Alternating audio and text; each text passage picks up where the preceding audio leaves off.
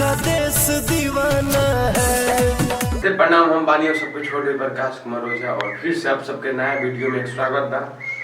और अभी पता चला है कि पवन सिंह कुछ इंस्टाग्राम पे पोस्ट कर ले रहा कि जितना भी सही किया सब गलत लोगों के लिए किया। और ये बहुत पोस्ट वायरल हो रहा था और लोग कमेंट पूछ रहे थे क्या हुआ पवन भैया, क्या हुआ प्रियांशु भी पोस्ट किया था ऐसा ही कुछ दोनों।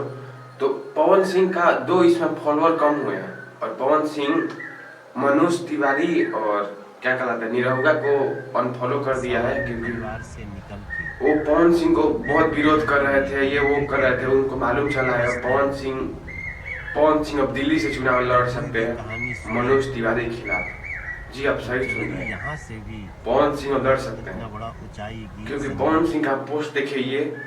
और बहुत सारे लोग बता रहे थे ये बात सच है, अब लड़ सकते हैं न्यूज पवन सिंह से। और आप किसको सपोर्ट करेंगे कमेंट में जरूर बताएं और ये वीडियो को बहुत ज़्यादा वायरल कीजिए। धन्यवाद, मिलते हैं अगले वीडियो में।